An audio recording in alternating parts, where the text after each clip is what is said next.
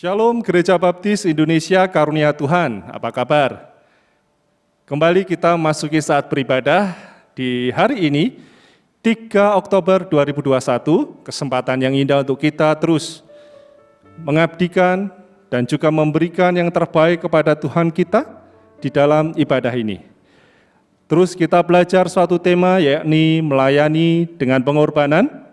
Secara khusus dalam minggu-minggu ini kita belajar langsung dari gereja-gereja atau jemaat awal, di mana kita dapat melihat pelayanan atau pekerjaan mereka di dalam kehidupan rohani mereka kepada 7 jemaat, di mana Rasul Yohanes menyampaikan surat-surat dan kita dapat belajar banyak dari jemaat ini. Hari ini kita belajar dari surat kepada jemaat Tiatira. Jemaat yang dikasihi Tuhan, silahkan untuk terus dapat menghubungi Gembala Sidang di dalam segala keperluan pelayanan, doa, pengambilan keputusan, maupun juga pelayanan-pelayanan yang lain. Sehingga kami akan dapat menindaklanjuti dan memberikan pelayanan kepada Bapak Ibu Saudara sekalian. Selamat beribadah, Tuhan memberkati kita sekalian. Amin.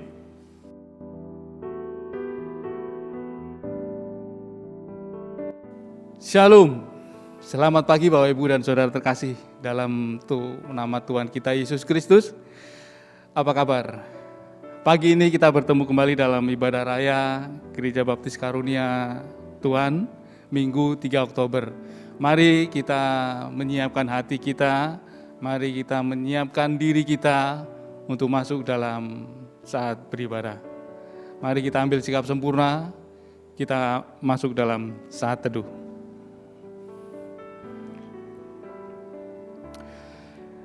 Berbahagialah orang yang dianiaya oleh sebab kebenaran, karena merekalah yang mempunyai kerajaan surga.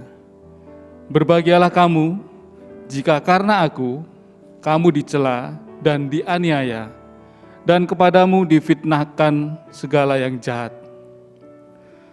Bersukacita dan bergembiralah, karena upahmu besar di surga. Sebab demikian juga telah dianiaya nabi-nabi yang sebelum kamu. Amin. Mari kita berdoa. Bapa yang kami kenal di dalam nama Yesus, pada pagi hari ini Bapa, kami sudah siap untuk menerima firman-Mu. Kami sudah siap untuk menerima berkat anugerah-Mu. Pagi hari ini kami akan datang menyembah-Mu. Kami akan memuliakan nama-Mu. Layakkan kami Bapa, layakkan kami untuk dapat memuji-Mu. Terima kasih Bapa, terima kasih. Kami menyerahkan waktu ini ke dalam tangan kuasa-Mu. Nah, di dalam nama Yesus, kami sudah berdoa mengucap syukur. Amin.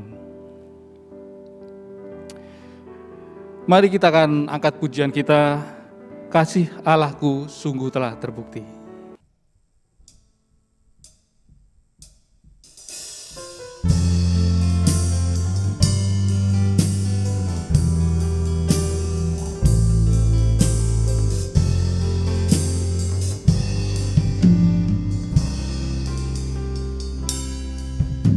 Kasih Allahku sungguh telah terbukti ketika Dia serahkan anaknya. Kasih Allah mau berkorban bagi kau dan aku. Tak ada kasih seperti kasih-Nya. Kasih Allahku sungguh telah terbukti ketika Dia serahkan anaknya.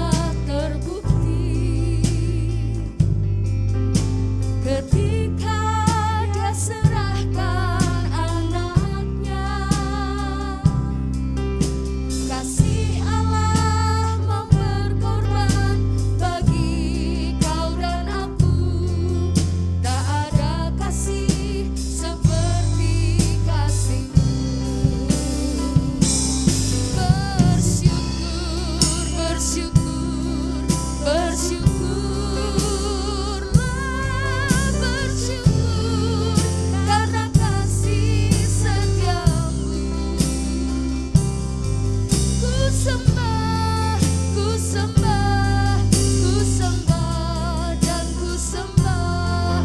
Selama hidupku ku sembah Kau Tuhan. Bersyukur, bersyukur, bersyukurlah, bersyukur karena kasih setiamu. Ku sembah, ku sembah, ku sembah dan ku sembah. Selama hidupku ku sembah Kau Tuhan. Selama hidupku ku sembah Kau Tuhan. Selama hidupku ku sembah Kau Tuhan.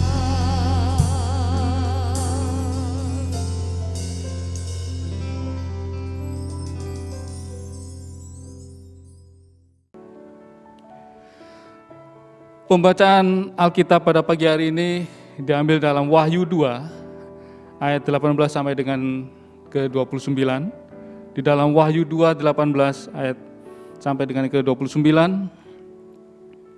Demikian firman Tuhan. Kepada jemaat di Tiatira. Dan tuliskanlah kepada malaikat jemaat di Tiatira. Inilah firman Anak Allah yang matanya bagaikan nyala api dan kakinya bagaikan tembaga. Aku tahu segala pekerjaanmu, baik kasihmu maupun imanmu, baik pelayananmu maupun ketekunanmu. Aku tahu bahwa pekerjaanmu yang berakhir telah banyak daripada yang pertama. Tetapi aku mencela engkau, karena engkau membiarkan wanita Isabel yang menyebut dirinya Nabiah mengajar dan menyesatkan hamba-hambaku supaya berbuat zina dan makan persembahan-persembahan berhala. Dan aku telah memberikan dia waktu untuk bertobat, tetapi ia tidak mau bertobat dari zinahnya. Lihatlah, aku akan melemparkan dia ke atas ranjang orang sakit, dan mereka yang berbuat zina dengan dia akan kulemparkan ke dalam kesukaran besar. Jika mereka tidak bertobat dari perbuatan perempuan itu. Dan anak-anaknya akan kumatikan, dan semua jemaat akan mengetahui bahwa akulah yang menguji batin dan hati orang, dan bahwa aku akan membalaskan kepada kamu setiap orang menurut perbuatannya. Tetapi kepada kamu, yaitu orang-orang lain di Tiatira yang tidak mengikuti ajaran itu dan yang tidak menyelidiki apa yang mereka sebut seluk-beluk iblis, kepada kamu aku berkata, aku tidak mau menanggungkan beban lain kepadamu, tetapi apa yang ada padamu, peganglah itu sampai aku datang. Dan barang siapa menang dan melakukan pekerjaanku sampai kesudahnya, kepadanya akan kukaruniakan kuasa atas bangsa-bangsa, dan ia akan memerintah mereka dengan tongkat besi. Mereka akan diremukkan seperti tembikar tukang periuk, sama seperti yang kuterima dari Bapakku, dan kepadanya akan kukaruniakan bintang timur. Siapa bertelinga, hendaklah ia mendengarkan apa yang dikatakan Roh kepada jemaat-jemaat. Amin. Berbahagialah orang membaca dan merenungkan firman Tuhan setiap hari. Saatnya kita akan memberikan persembahan dan persepuluhan kita kepada Tuhan. Beberapa cara untuk memberikan persepuluhan dan persembahan Anda. Yang pertama, persembahan dan persepuluhan dapat disampaikan melalui rekening gereja yang tertera pada gambar berikut dengan memberikan keterangan. Yang kedua, memasukkannya ke dalam kotak persembahan yang berlokasi di depan pintu kantor gereja bagian dalam setiap harinya antara pukul 9 pagi sampai dengan 4 sore. Yang ketiga, melakukan pengumpulan mandiri, yakni menyimpannya dan memasukkannya ke dalam kotak perpuluhan atau kantong persembahan pada saat ibadah minggu berjalan seperti biasa nantinya.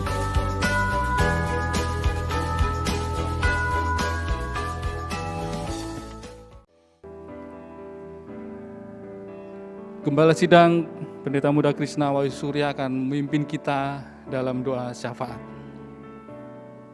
Jemaat yang dikasihi Tuhan, mari kita bersatu dalam doa, kita naikkan doa syafaat kita. Mari kita berdoa.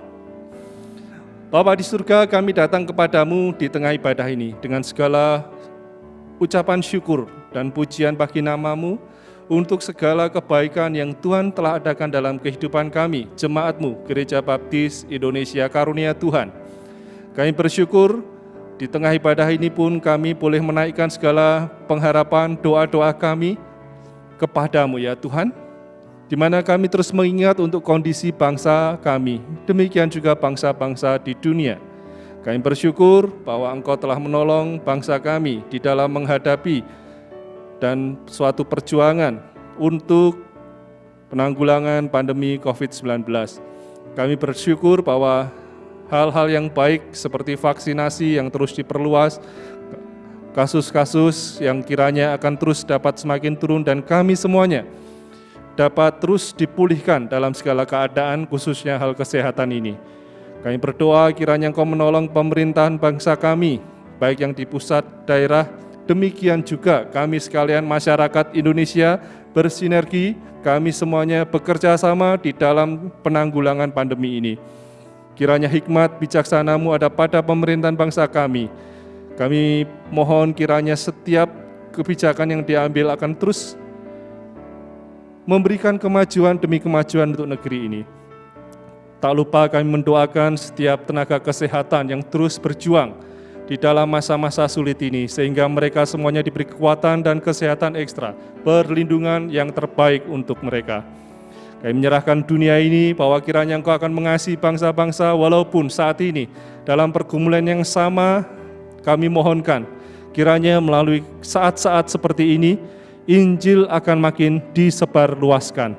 Kebutuhan akan keselamatan sejati dalam Yesus akan makin meningkat dan kiranya Engkau menggunakan cara demikian Engkau juga memakai jemaat Tuhan di dalam menyampaikan kabar baik kepada seluruh bangsa. Kami berdoa Tuhan juga saat ini untuk Gereja Baptis Indonesia Karunia Tuhan, baik yang di induk maupun di cabang. Kami sekalian Tuhan rindu untuk terus menjadi murid yang mengasihi Engkau, mengasihi sesama dan menjangkau dunia. Kami berdoa Tuhan, kiranya Engkau berkati baik jemaat-Mu yang di induk maupun di cabang, gembala sidang yang melayani, diakon, panitia perancang, bahkan juga para pelayan Tuhan yang lain. Tuhan akan memberkati, agar kiranya kami sekalian diberi kekuatan kesehatan, kami semuanya diberikan kerinduan untuk makin bertumbuh dalam kerohanian kami. Tuhan, kami juga berdoa kiranya Engkau memberkati, sehingga pertumbuhan iman kami pun semakin hari semakin mantap, makin hari kami mengalami Tuhan dalam hidup ini. Dan biarlah setiap apa yang kami kerjakan, kami lakukan, baik studi, baik pekerjaan, usaha, bahkan masa depan. Yang terbaik kami percaya Tuhan sanggup memberikan dan menyediakannya. Bapa di surga, kami mengingat untuk jemaat Tuhan yang senior, tangan kasih-Mu menyertai mereka di masa-masa lanjut, bahwa Engkau sanggup untuk mengadakan kekuatan kesehatan yang terbaik, memulihkan atas segala kelemahan, memberikan semangat dalam setiap menjalani kehidupan mereka. Terima kasih Tuhan. Kami menyerahkan jemaat Tuhan semua saat ini khususnya di dalam melaksanakan kegiatan mereka, baik harus berada di rumah maupun di luar rumah, semuanya dalam kasih dan perlindungan Tuhan. Pemeliharaan Tuhan, rezeki yang terbaik, maupun juga pertolongan dalam masa-masa sulit, Tuhan akan terus beserta dengan jemaat-Mu sekalian. Kami berdoa kiranya Engkau juga memberkati keluarga-keluarga Tuhan yang merindukan keturunan. Engkau pencipta langit dan bumi, bahkan Engkau juga yang menciptakan manusia sanggup memberikan yang terbaik untuk keluarga-keluarga kami, keturunan maupun anak yang terindah. Terima kasih Tuhan. Kami datang kepadamu menyerahkan segala sesuatu ini. Percaya tangan kasih Tuhan Allah terus beserta dengan jemaat-Mu. Di dalam nama Yesus kami berdoa. Amin. Bapak Ibu dan Saudara yang terkasih dalam Tuhan, sebelum kita menikmati firman Tuhan, kita akan angkat pujian, nyatakan Yesus dalammu.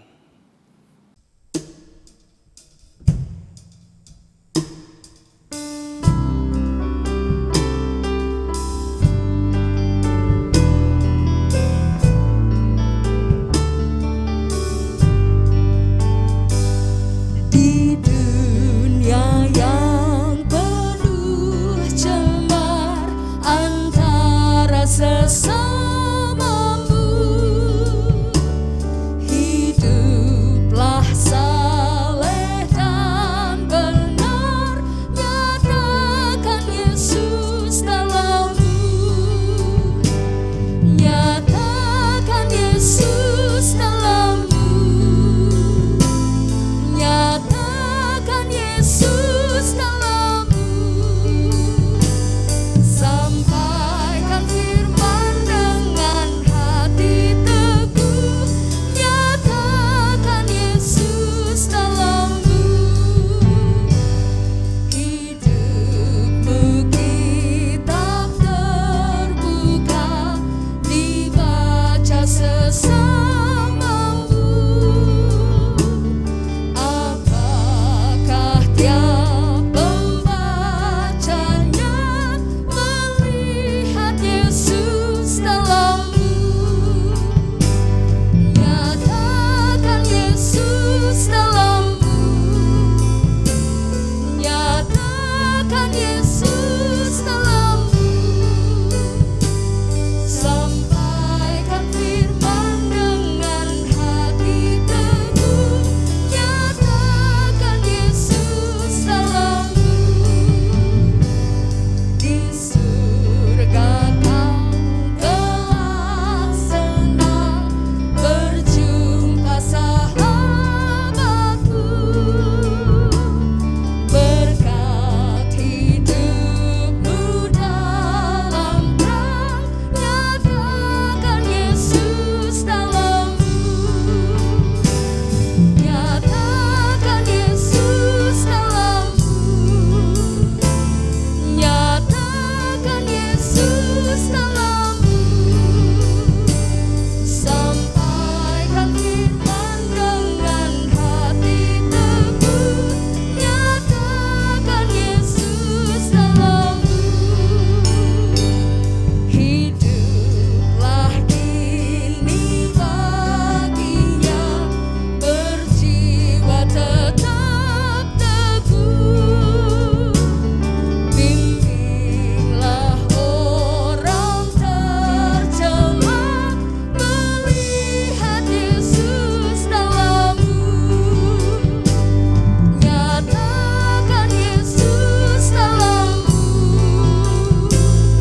nyatakan Yesus dalammu,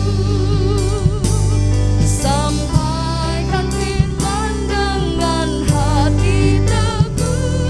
Nyatakan Yesus dalammu.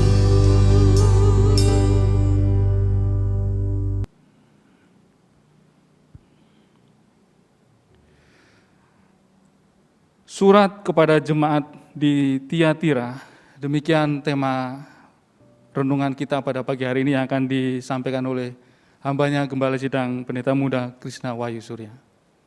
Shalom Jemaat Gereja Baptis Indonesia Karunia Tuhan. Mari kita melanjutkan pembelajaran kita. Dalam minggu-minggu ini kita melihat satu pekerjaan pelayanan yang penuh pengorbanan sesuai tema kita di semester ini. Melalui surat kepada jemaat-jemaat Tuhan, di 7 jemaat sebagaimana dituliskan dalam kitab Wahyu 2 dan 3. Kini, kepada jemaat di Tiatira kita akan memperhatikan surat kepada jemaat di Tiatira. Suatu surat yang boleh dikatakan secara urutan adalah yang keempat yang kita pelajari, kepada jemaat di Tiatira yang merupakan rumah atau tempat asal dari petobat pertama dalam pelayanan Paulus di kota Filipi atau di daerah Filipi. Mungkin kita bisa mengingat kisah para rasul 16, di mana ayat 14 dan 15 itu mengingatkan satu person atau pribadi, yaitu seorang Lydia dan juga keluarganya. Lydia yang merupakan pedagang, penjual kain ungu. Dan memang salah satu sumber daya alam yang ada di daerah itu adalah pembuatan kain ungu. Memang kain ungu ini dijual dan menjadi produk utama dari kota Tiatira. Sayangnya serikat dagang yang saat itu sedang menaungi perdagangan di daerah itu sering mempraktekkan ritual-ritual penyembahan berhala. Dan kalau orang tidak mengikuti ritual-ritual penyembahan berhala ini, pasti mereka akan mengalami kesulitan di dalam melaksanakan perdagangannya. Nah, ini tentu saja dapatlah kita mulai bayangkan seorang Lydia, pebisnis wanita, ya, usahawati ya kalau perempuan ya, yang memiliki bisnis berdagang kain ungu, pasti akan mengalami kesulitan ketika ia menaruh imannya kepada Yesus dan harus mengikuti atau harus menjalani kehidupan bersama serikat dagangnya, organisasi yang menaungi perdagangan di Tiatira. Namun mari kita akan melihat lebih jauh lagi, memang ada lebih dalam lagi yang Anak Manusia, Yesus mau katakan kepada jemaat Tiatira di masa Rasul Yohanes mengalami pengasingan di Pulau Patmos. Pertama-tama di dalam ayat yang ke-18, di dalam pasal 2 kitab Wahyu, kita dapat melihat bagaimana kitab selalu dimulai atau surat kepada jemaat ini selalu dimulai dengan perkenalan atau penunjukan diri dari Anak Manusia, Yesus Kristus. Di dalam ayat 18 jelas sekali dikatakan bahwa inilah firman Allah. Inilah firman anak Allah, lebih jelas lagi ya, firman anak Allah, ada penunjukan diri pribadi, yakni aku, firman yang berfirman, yaitu adalah anak Allah. Maksudnya apa? Di Tiatira, pemujaan terhadap kaisar seringkali memberikan penghormatan kepada sang kaisar Romawi sebagai bagian anak dewa. Mereka menyembah bahwa kaisar Romawi adalah anak dewa, anak Allah, ilah-ilah ya, dewa-dewa. Yang tentu saja dalam kultur Yunani juga sangat kental di sana. Namun di sini ketika Yesus berkata, "Aku Kristus anak Allah yang berfirman" ini, dia menyatakan siapakah anak Allah yang sejati. Bukan sekedar anak-anak dewa, tapi anak Allah yang sejati. Siapakah Allah sejati? Dan ingin ditunjukkan di sini siapakah yang benar-benar raja di atas segala raja dan Tuhan di atas segala Tuhan. Tegas, tidak ada yang lain kecuali pribadi anak manusia Yesus Kristus adalah anak Allah itu sendiri. Tetapi juga di dalam ayat yang sama dikatakan bahwa selain anak Allah, dia menyatakan diri sebagai yang matanya bagaikan nyala api dan kakinya bagaikan tembaga. Apa maksudnya? Mata yang bagaikan nyala api menjadi visi atau suatu penglihatan yang tajam, yang jelas, mampu untuk melihat, bahkan menilai segala sesuatu. Suatu pandangan yang tidak akan salah, satu visi penglihatan yang tidak akan pernah salah, bahkan terhadap segala sesuatu yang mungkin nampaknya tersembunyi, bagi anak manusia semuanya jelas. Kaki tembaga, ini memberikan gambaran kepada kita, baik dalam perjanjian lama maupun perjanjian baru mengenai murka Allah. Kaki dari tembaga adalah kaki yang kuat, yang akan menginjak, menghakimi orang fasik di tempat pemerasan anggur murka Allah, yaitu suatu kiasan. Tetapi baik mata yang menyala bagaikan api maupun kaki yang kuat seperti tembaga, itu menunjukkan mengenai penghakiman yang pasti akan datang kepada bangsa-bangsa. Namun demikian, selanjutnya kita juga dapat memperhatikan setiap kali yang unik dari surat kepada 7 jemaat, selalu ada pujian. Pujian untuk pekerjaan pelayanan jemaat Tuhan. Dan ini menjadi pembelajaran kita mengenai pekerjaan pelayanan pengorbanan seperti apa yang kita lakukan di Gereja Baptis Indonesia Karunia Tuhan jika kita mau belajar dari setiap jemaat yang ada.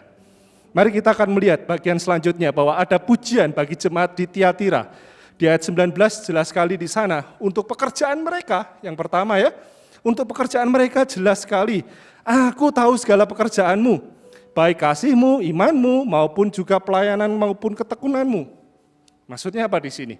Bahwa pekerjaan pelayanan mereka sebagai jemaat Tuhan didasari 3 hal. Kasih disebutkan di sana. Juga ada iman, juga ada ketekunanmu. Semua pekerjaan pelayanan di gereja Tiatira semuanya dirangkum atau diikat dengan 3 hal ini. Kasih, iman, dan ketekunan. Gereja Baptis Indonesia Karunia Tuhan, saya rasa kita dapat belajar khususnya di semester ini melayani dengan pengorbanan. Biarlah setiap pelayanan kita di GBI Karunia Tuhan ini betul-betul diikat satu dengan yang lain, dengan kasih, dengan iman, dan ketekunan. Semuanya saling mengasihi, semuanya memiliki satu iman yang sama dalam Yesus. Semuanya bertekun, sabar, tabah di dalam menjalani setiap apapun pelayanan yang dipercayakan di Gereja Baptis Indonesia Karunia Tuhan. Memang sedikit berbeda dengan jemaat Efesus yang beberapa minggu yang lalu kita pelajari, sebab di sana dikatakan oleh anak manusia, kasihmu sudah mulai pudar, kasihmu sebagai bagian dari 3 hal tadi ya, kasih, iman, dan ketekunan, kasihnya orang Efesus sudah mulai ditinggalkan. Kau sudah mulai meninggalkan kasihmu yang mula-mula. Passionnya, semangatnya untuk melayani sudah mulai pudar. Itu di kitab Efesus. Tetapi tidak rupanya di Tiatira. Kedengarannya, jemaat Tiatira ini jemaat yang jos, ya, jemaat yang luar biasa. Bukan saja pekerjaan mereka, tetapi juga bahkan selanjutnya dikatakan, masih di dalam ayat yang sama, pelayanan atau pekerjaanmu yang terakhir, yang saat ini, itu lebih banyak dari yang kemarin, dari yang pertama-tama. Maksudnya apa? Di sini jelas sekali bahwa produktivitas rohani mereka jauh meningkat.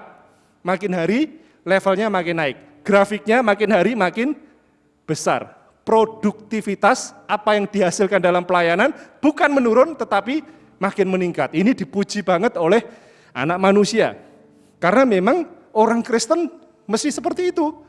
Bahkan untuk kita, GBI Karunia Tuhan, ajakan dalam 1 Korintus 15 ayat 58, juga 1 Tesalonika 4 ayat 1, 9 dan 10, mengingatkan kita orang Kristen semestinya apa? Makin produktif, makin bersungguh-sungguh dikatakan ya, dalam 1 Korintus itu, makin bersungguh-sungguh. Jadi yang dihasilkan makin banyak, dan saya menyadari itu. Di masa-masa sulit rupanya di GBI Karunia Tuhan tidak membuat kita makin surut dalam melayani. Bukannya kita makin nggak produktif, justru di masa-masa pandemi ini rekan-rekan pelayanan di GBI Karunia Tuhan makin produktif. Pertama-tama mau belajar, pertama-tama mau untuk bayar harga, ya, belajar, bayar harga dan sebagainya, tetapi juga melakukan lebih baik dan lebih baik. Kita semuanya gagap dengan yang namanya serba online, tetapi sekarang karena mau belajar dan mau produktif, mau meningkat, semuanya sudah makin settle, walaupun mungkin tidak sempurna tetapi makin meningkat. Sebentar lagi kita ditantang bukan sekedar dengan yang online-online. Sebentar lagi harus memperhatikan yang namanya hybrid. Bukan sebentar lagi, tetapi bagi saya sebenarnya saat ini. Yang serba hybrid itu pun harus sudah disiapkan dari sekarang. Jika tidak, pasti kita akan makin gagap. Harus makin belajar, makin produktif, makin maju, sehingga pekerjaan pelayananmu disebut seperti di Tiatira, yang terakhir pekerjaanmu lebih produktif, lebih banyak daripada yang dulu-dulu. Ayo terus maju, terus semangat di dalam melayani Tuhan, karena mata Tuhan yang bagaikan nyala api melihat pekerjaanmu. Walaupun demikian, ya di kitab Tiatira, surat kepada tiap jemaat di Tiatira ini rupanya, walaupun katanya gereja yang produktif, maju dan sebagainya, bukan berarti tidak ada minusnya. Senantiasa Tuhan mengadili dengan kasih. Selalu ada hal-hal yang mungkin bisa harus diperhatikan secara serius. Sebab memang ada masalah serius di Tiatira.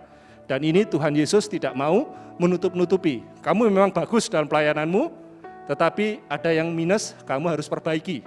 Masih ada kesempatan, karena itu di dalam bagian yang ketiga kita akan melihat di ayat 20-24, ada celaan maupun peringatan untuk jemaat Tiatira. Celaannya adalah yang pertama berkaitan dengan aliran wanita Isabel. Dikatakan di sana bahwa mereka mengizinkan, jemaat Tiatira mengizinkan wanita Isabel, suatu aliran sesat yang saat itu sedang menyebar. Mereka merayu hamba-hamba Tuhan, murid-murid Tuhan.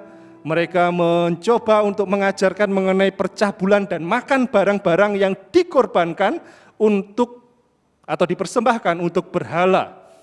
Ini serupa ajaran Isabel di dalam perjanjian lama di mana Tuhan memberikan kesempatan untuk mereka, ayo bertobat, tetapi ternyata mereka tidak bertobat. Mengapa walaupun jemaat di Tiatira ini kita melihat tidak ada yang berpartisipasi di sana, tetapi ada peringatan kamu mengizinkan mereka. Maksudnya apa? Membiarkan mereka. Mereka memang tidak di dalam gereja, ajaran ini belum sampai masuk seperti dalam jemaat Pergamus kemarin ketika ajaran Nikolaus sudah mulai merasuk. Ada peringatan keras, tetapi di sini walaupun ajaran palsu atau ajaran sesat itu masih di luar gereja, mereka membiarkan, mereka tidak mengkonfrontir itu. Apa bahayanya? Jika mereka membiarkan, mengizinkan, kemungkinan besar makin lama mereka akan makin kompromi. Kalau sudah makin kompromi, jangan-jangan mereka pun bisa seperti jemaat Pergamus minggu lalu menjadi partisipan, menjadi pelakunya. Karena itu bertobatlah, supaya mereka tidak akan dihukum. Sayang sekali, mereka ini, aliran ini, ya, maupun juga orang-orang yang membiarkannya, nampaknya masih kurang memperhatikan akan peringatan ini. Karena itu, Tuhan menunjukkannya dengan lebih tegas, kalau engkau tidak bertobat, masa sekarang Tuhan masih memberikan kesempatan. Di dalam 2 Petrus 3 ayat 9 dikatakan, Tuhan masih sabar, ya, Tuhan gak lalai, Tuhan pada waktunya akan menunjukkan pengadilannya atau penghakimannya. Tetapi sementara ia masih sabar, ayo segera berbalik. Kalau enggak, ini peringatannya. Di dalam ayat 22 dan selanjutnya, Tuhan akan melemparkan dia, para pelaku ini, ke ranjang orang sakit. Dari ranjang perzinahan, ranjang percabulan, kepada ranjang orang sakit. Orang-orang yang berzina akan mendapatkan siksaan yang besar. Kecuali mereka bertobat, mereka akan mendapatkan kesulitan yang besar. Aku, Tuhan, akan membunuh anak-anaknya. Ini bukan sekedar pemikiran secara langsung bahwa ini maksudnya apakah anak-anak hasil percabulan. Saya rasa saya bisa menafsirkan bahwa anak-anak yang akan dibunuh ini adalah maksudnya anak-anak itu pengikut. Ya, kalau kita disebut pengikut Allah, kemudian kita juga disebut sebagai anak Allah, ya, pengikut Allah, pengikut Yesus Kristus. Tetapi kalau pengikut Isabel, anak-anaknya ya kita sebut sebagai pengikutnya. Mereka akan dihukum dengan kematian. Ini bahkan untuk menunjukkan di dalam ayat selanjutnya, supaya jemaat Tuhan tahu siapa Dia, Allah, yang menyelidiki pikiran, yang mampu untuk menunjukkan penghakiman, menurut pekerjaan masing-masing orang, akan ada balasannya. Kepada mereka di ayat 24 dikatakan yaitu mereka yang orang-orang di Tiatira, orang-orang lain di Tiatira yang tidak mengikuti ajaran tadi itu dan tidak menyelidiki apa yang mereka sebut sebagai seluk-beluk iblis. Kepada kamu aku berkata, aku tidak mau menanggungkan beban lain kepadamu. Rupanya jemaat Tiatira betul-betul luar biasa sebenarnya. Banyak di antara mereka yang sama sekali belum terlibat dengan ajaran ini. Sama sekali belum masuk ke dalam ajaran ini. Ini bagus sekali karena mereka berarti menjaga iman. Tetapi bagi mereka semuanya ini yang bertahan, yang dikatakan tidak mau masuk dalam seluk-beluk iblis. Apa sih Pak seluk-beluk iblis? Seluk-beluk iblis dikatakan di sini banyak tafsiran yang mengatakan bahwa ini merupakan suatu ajaran sesat proto-gnostik pada waktu itu yang mulai berkembang, yaitu apa? Mencampurkan dua ajaran. Jadi orang Kristen baik, tetapi harus ditambahi, supaya makin murni, makin kudus, makin suci, harus ditambahi dengan ini dan itu. Salah satunya adalah penyembahan pagan, yaitu penyembahan apa? Berhala. Ya bagus jadi orang Kristen, tapi ayo harus ikut acara ini, acara itu, upacara ini dan itu dan sebagainya. Ini kedepannya disebut sebagai sinkretisme, memadukan dua ajaran. Dan bagi kita orang Kristen tidak. Harus berkata tidak, karena kalau sudah percaya Yesus, nggak perlu yang lain. Iman kepada Yesus cukup dan hanya satu-satunya jalan untuk keselamatan. Nggak perlu ditambah-tambah yang lain. Apalagi ditambahi dengan gaya penyembahan berhala, gaya penyembahan yang lain, dan lain sebagainya yang sama sekali tidak menyelamatkan. Karena itu peringatan tegas di sini untuk jemaat Tiatira. Jemaat yang dikasihi Tuhan, di bagian terakhir tentu memang ada plus dan minus dari jemaat, khususnya Tiatira, tetapi ada satu pengharapan yaitu nasihat dan janji yang Tuhan berikan kepada jemaat di Tiatira. Ayat 25 sampai dengan 29 mengingatkan kita ada nasihat dan janji di sana. Yang pertama nasihatnya adalah apa yang ada padamu, pegang itu sampai aku datang. Apa yang ada pada mereka? Tadi disebutkan di depan pelayananmu itu penuh kasih, iman, dan ketekunan. Yang seperti itu terus. Yang seperti itu produktivitasnya ayo makin ditingkatkan. Pegang terus, teguh. Sampai aku datang, sampai Yesus datang. Ini sama seperti yang dikatakan oleh penulis Ibrani dalam pasal 10 ayat 23 kitab Ibrani. Intinya supaya mereka berpegang teguh dengan apa yang sudah mereka dapatkan di dalam Yesus. Jangan digantikan dengan yang lain, makin meningkat dalam hal produktivitasnya. Kemudian disebutkan juga ada nasihat, bahkan janji di sini. Barang siapa menang, saya katakan kemarin, setiap orang yang menang maksudnya mereka yang bisa mengatasi semua pencobaan itu dan melakukan pekerjaanku sampai kesudahannya, dikatakan kepadanya akan kukaruniakan kuasa atas bangsa-bangsa, dan ia akan memerintah mereka dengan tongkat besi. Mereka akan diremukkan seperti tembikar tukang periuk, sama seperti yang kuterima dari Bapakku. Maksudnya apa ini? Memang cukup panjang, tetapi supaya kita tidak bingung. Intinya adalah bahwa jika jemaat Tiatira dapat bertahan dalam iman, dalam pelayanan mereka, lepas dan mengatasi pencobaan yang mungkin muncul, salah satunya ajaran Isabel tadi, maka Yesus memberikan kesempatan mereka di masa mendatang apa? Untuk berpartisipasi dalam pemerintahan Kristus. Kelak di surga mereka akan memerintah bersama Tuhan Yesus Kristus. Kepada bangsa-bangsa, kepada para musuh mereka akan memiliki kuasa seperti yang Yesus terima dari Allah Bapanya. Selanjutnya dikatakan di sana juga bahwa aku akan memberikan mereka atau kepadanya akan kukaruniakan bintang timur. Apa itu bintang timur? Dalam bahasa Inggrisnya sebenarnya morning star, ya. Apa? Bintang fajar, ya, bintang fajar.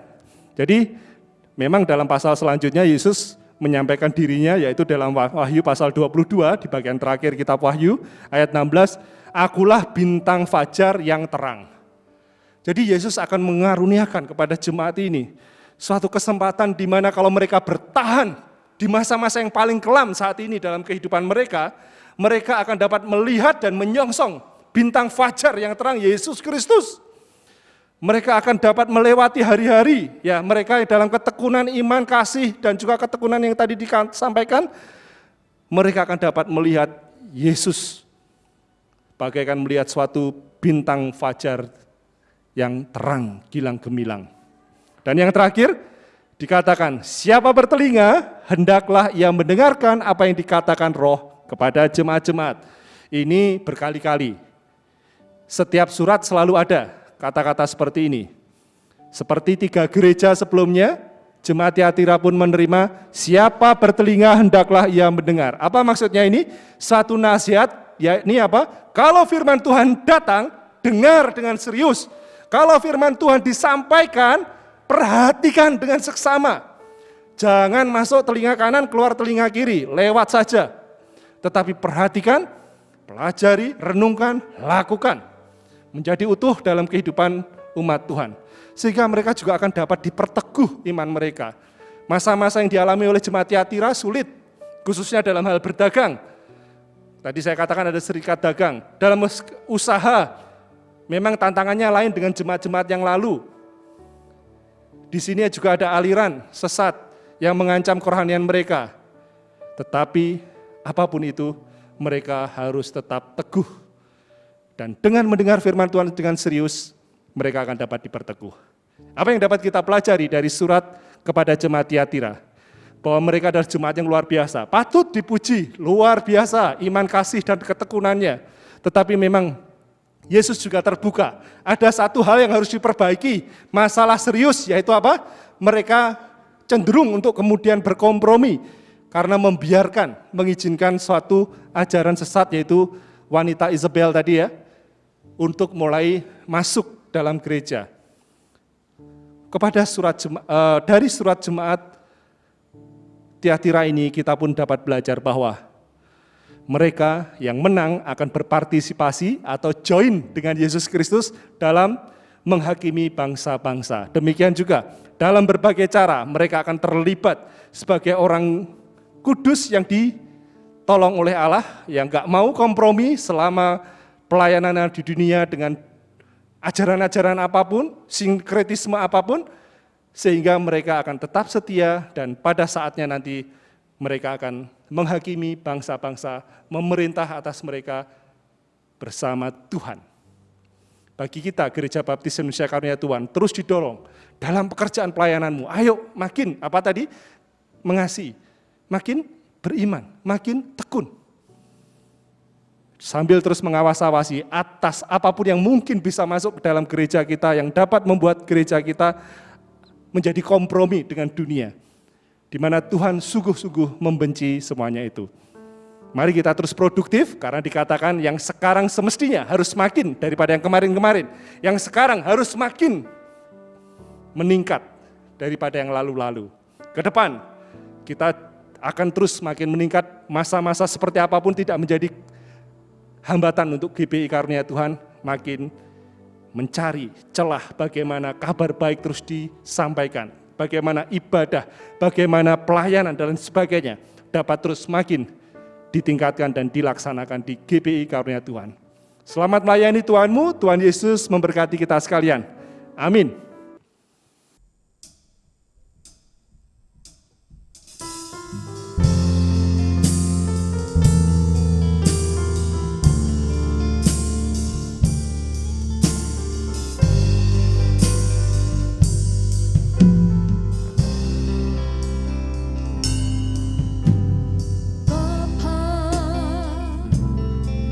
Persembahkan tubuhku sebagai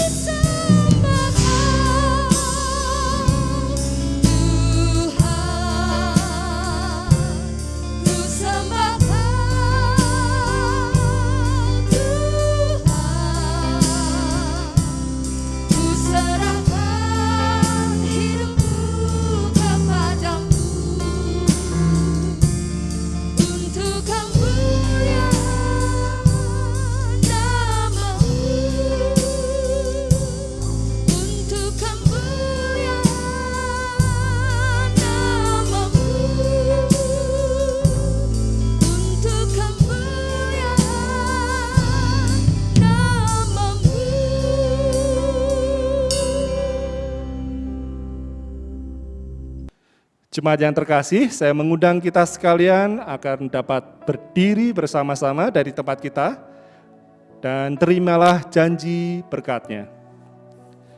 Tuhanmu memberkati engkau dan melindungi engkau. Ia menyinari engkau dengan wajah-Nya, memberi engkau kasih karunia dan damai sejahtera.